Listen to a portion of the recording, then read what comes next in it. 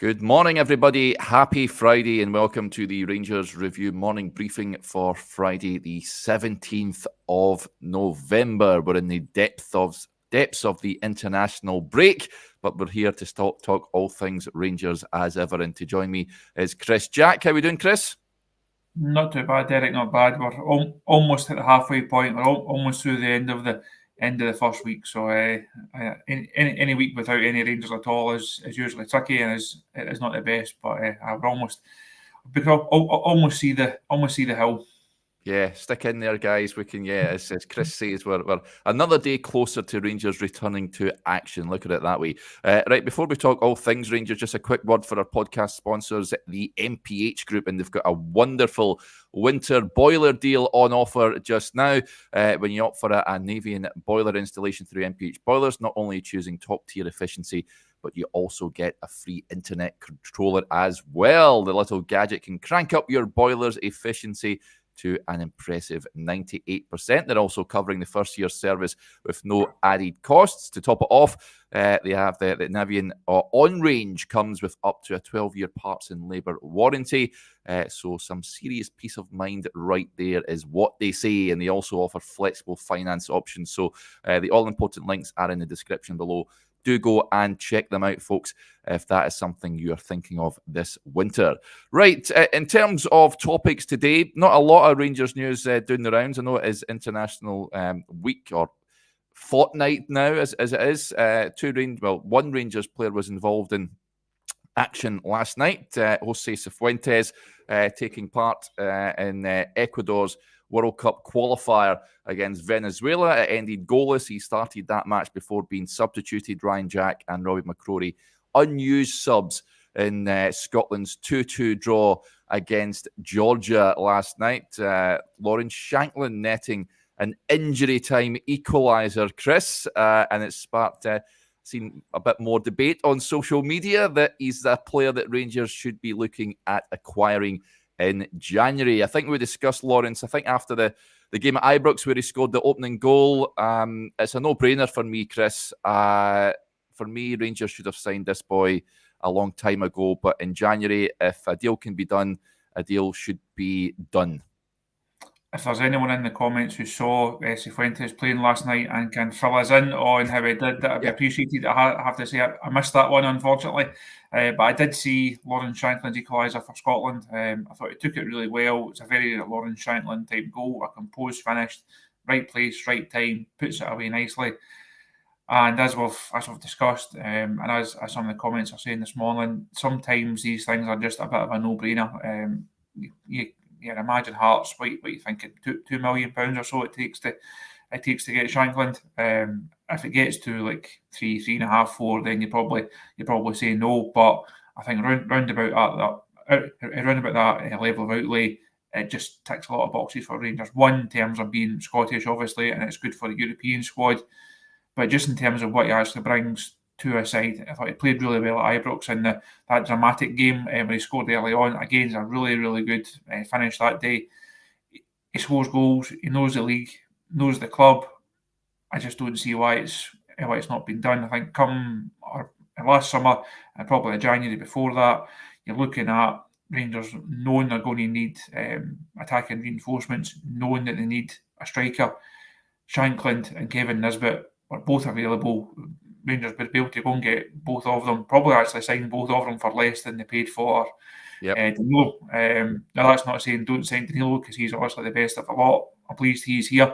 But if you look at what Shankland could have brought with regards to the squad, I think it just ticks a lot of boxes, makes a lot of sense for Rangers. I would be surprised if that's not one that the club are looking at. Because I think also good Rangers teams in previous times, they've had that core of Scottish players, and that's something that's kind of been lost over the years. We also had McGregor, had Scott Arfield to an extent, obviously, had likes of Ryan Jack in there. Having lost McGregor over the summer, you're now looking at Jack, obviously, Robbie McCrory, but he's not in the squad. There's no shame in network that can go and pick out a gem from America, like Cifuentes, or they can go and pick out a player from another league and turn them into a player. there's no shame in just picking up the best of the Scottish talent. It's something that Celtic did for a long, long time. You look at Stuart Armstrong, Gary Mackay-Steven, also Ryan Christie was a great example of that as well.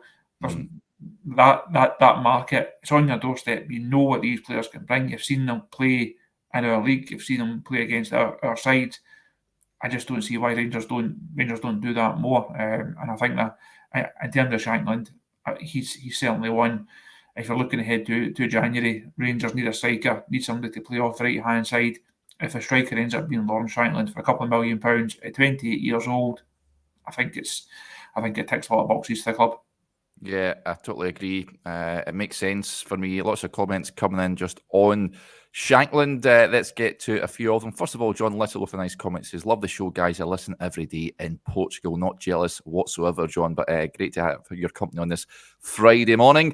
Thomas McCrimmon isn't in on the Shankland express train. He says Shankland wouldn't make our bench, so he's not having him. I would disagree with that, Thomas. I think he would feature a lot in this Rangers team. I think up front is a key area of the pitch that needs strengthened, and I think he would prove a good foil for Danilo up top, that's for sure.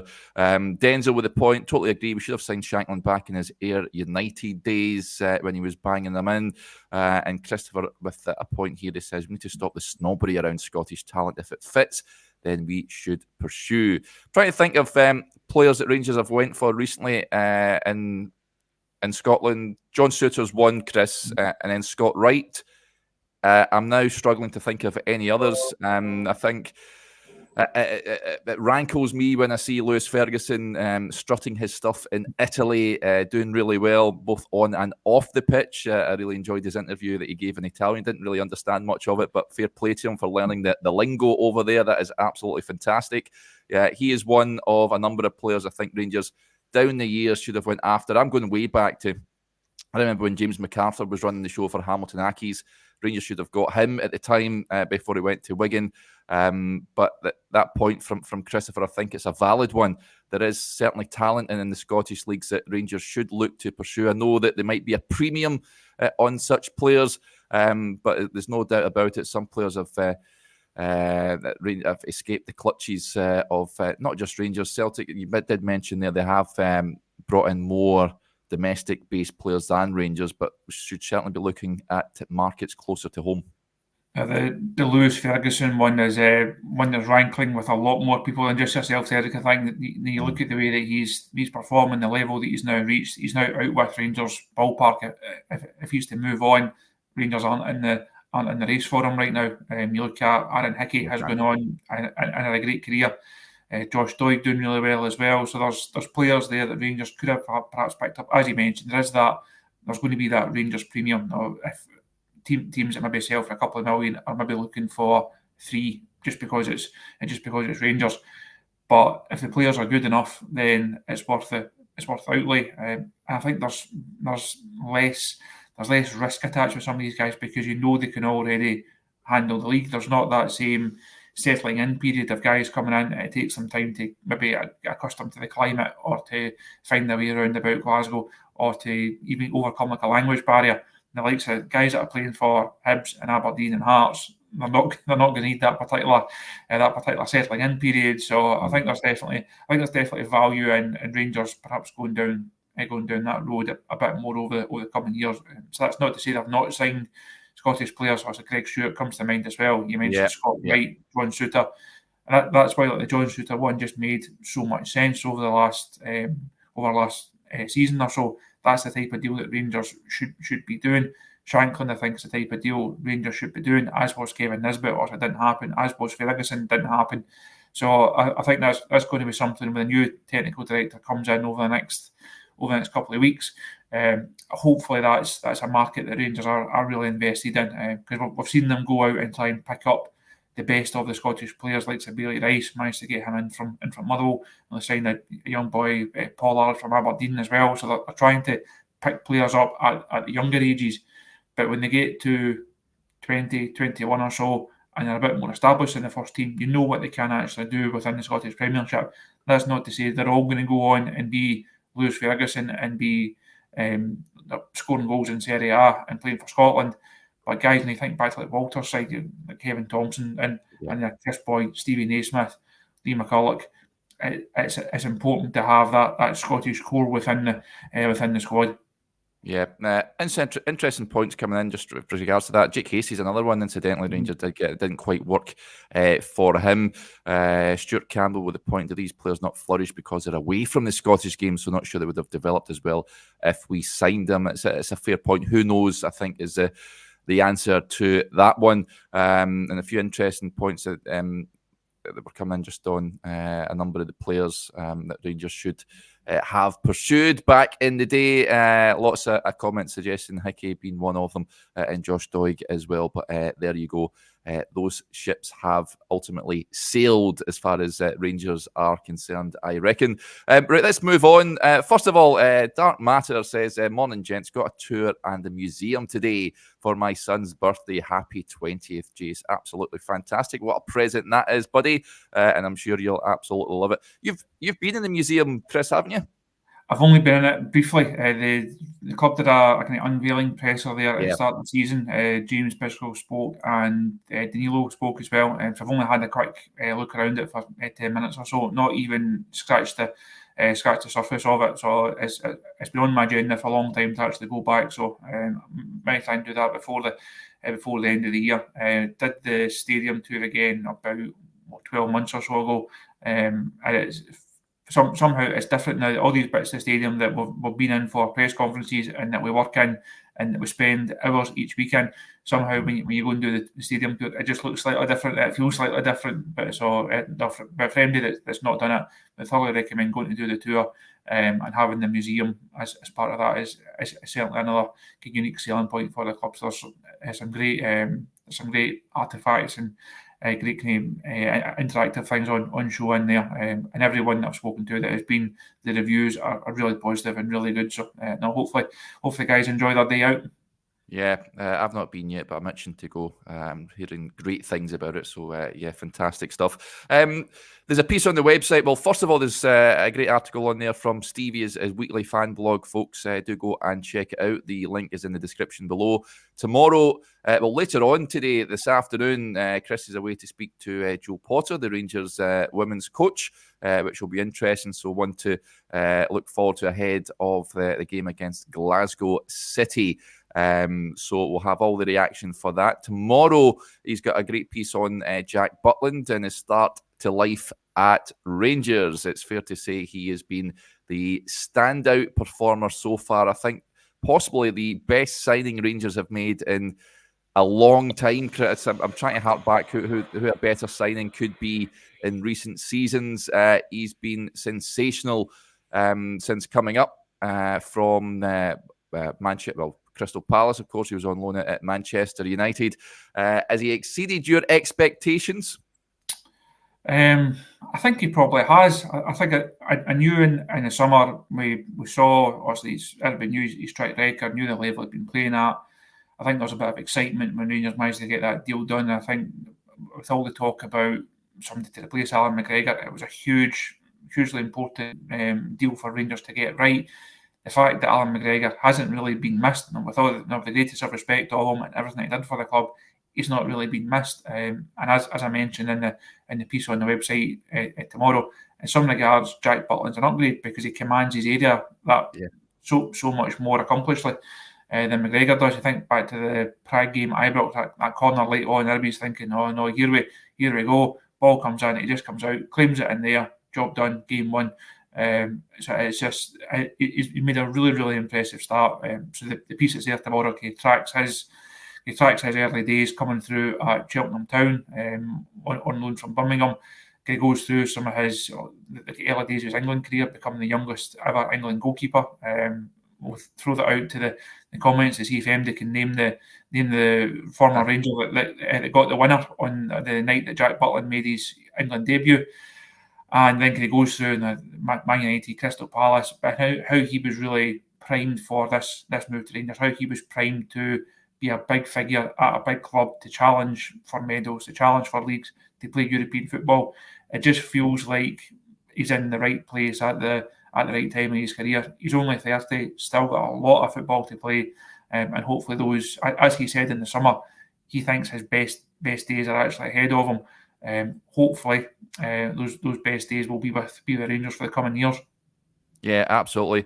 Incidentally, when you say he started off at Cheltenham, I was at Cheltenham earlier on this season, and there's actually a mural of him on one of the gates. I took a picture of him. Trying to find it, for the life of me, I can't, folks, but I'll continue to do so, and I'll stick up. I'll show you the picture of it. It's a cracking image. He looks much younger, it's fair to say, than what he does now. Mark Hite's just on that quiz question there, Chris. Derek Googling the answer. I am not, I assure you, Mark. I wouldn't. What year was it, Chris, that he made his England debut? Oh, can't remember off the top of my head now, but Stuart Keane is the first one, and who else? Somebody else mentioned it there. Gary mentioned it as well. Jermaine Defoe was the former Rangers striker that scored the winner on Jack Butland's debut. Actually, he only got in the squad because Joe Hart had a back injury, so Hart then missed out. Butland then came into the squad, and he was 19 years and some amount of days. Again, can't remember off the top of my head. A couple of days since I wrote the piece, but I think since then he was, in those early days, he was really tipped to go on and have a great career. And it's ironic that it's been Hart that's accumulated England caps and also played a lot more for his country than Butland has. But that's not to say that Jack can't get back to that level again. I know that there has been a bit of debate about that over the last couple of weeks about online of can he get back into that England squad. I think it's probably a bit of a long shot considering the options that Gareth Southgate has in that squad. It was actually something Jack was asked about in the summer. We had his first press conference up here. I said, look, it's not something he can focus on. All he can do is play well for Rangers. I think it's safe to say he is holding up his end of the bargain in that regard. Yeah, absolutely. And I have just found that image of Jack Butland, folks. I'll hold it up to, I don't know if you can see that on the, there you go. So there is a young Jack in goal for Cheltenham Town. So you don't get that on the other podcasts. So there you go. He's made it. He's came quite the journey from Cheltenham Town, I can tell you. A lot of a slight concern. There was a point coming in here from, for the life of me, I can't see the comment. We discussed it on a show, I think it was last week, Chris, about there was a bit of noise a good few weeks ago about his former club, Birmingham City, keen on bringing him back down the road to St Andrews. Wayne Rooney, by all accounts, having a difficult time down there. I can't see that one for the life of me, but certainly if he continues this form, it's not going to be no surprise to see some clubs inquiring about him.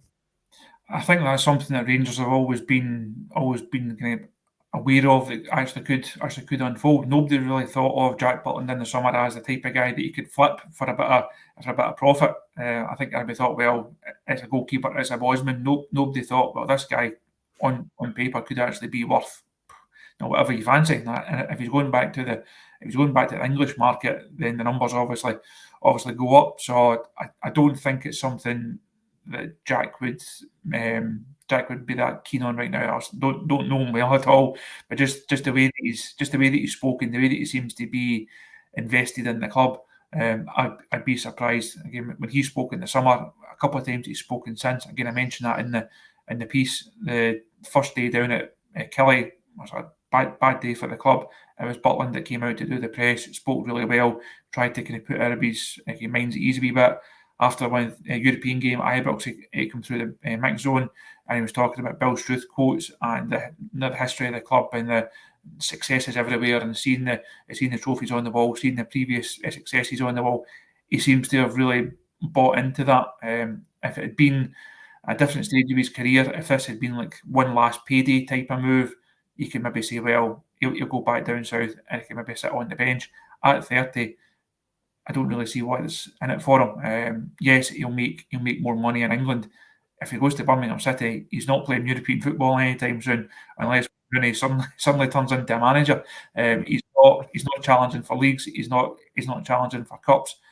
And I just get the sense that whenever Jack has spoken this season so far, that's why he's here. That's what attracted him to Rangers in the summer. Yes, he's also well paid for being here, but he's here because it ticks if it fills things in his career that he's not had. Again, if you look back at his career and what he's had, played for a lot of big clubs, played a lot of Premier League games, played for his country, as we've discussed. Not won enough, not had those big European nights, not had those cup finals, not had the Old Firm pressure games. And I think that's the main selling point for Jack. Yes, somebody might be able to offer him an extra 20 grand a week, but when he's sitting in his house and he's 50, yes, extra 20 grand a week would have been nice, but I think he would want some medals to look back at and some memories to look back at as well. So no, I don't think I'd be amazed if Birmingham is a type of thing, is a type of move that attracts him. I say in 8 years, when he gets to the latter stages of career and he is looking for a payday, then by all means. But right now, I think Rangers have a lot to offer Jack Butland, and Jack Butland certainly has an awful lot to offer Rangers.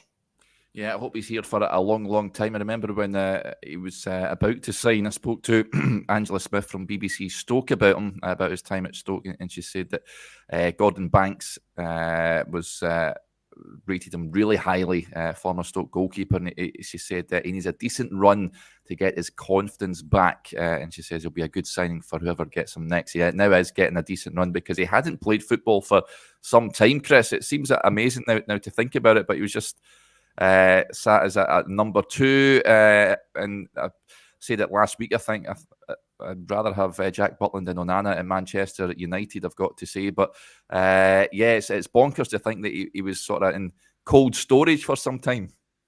It says a lot about how good he is and his professionalism, that he's been able to hit these heights so quickly, almost right from the start of the season. You think of the other guys that have come into the club and who took weeks and weeks and weeks to finally get up to speed. Some who are not quite up to speed yet, shall we say. But Butland has come in and just been a class act since day one. He's making big saves at big moments.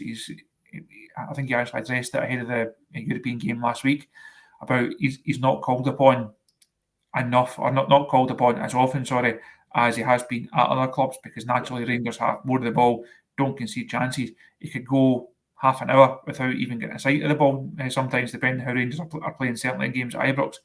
That's not the case previously in his career. He's had to adapt, but it shows the concentration levels, the professionalism levels. Also just shows how good he is. So when those saves are there to be made, he steps up in those big moments. There's a great double save over in Prague. Made another really impressive double save up at Dens Park, and it's those big moments in games where Rangers get results. They can maybe be forgotten, or Rangers then go and win that game up at Dens 5-0, and all the focus is on the guys at the top end of the pitch, and rightly so, because they played very well.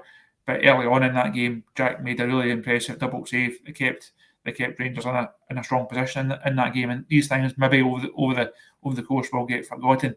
But if they were handing out Player of the Year medals, I know we're only not even at the halfway stage.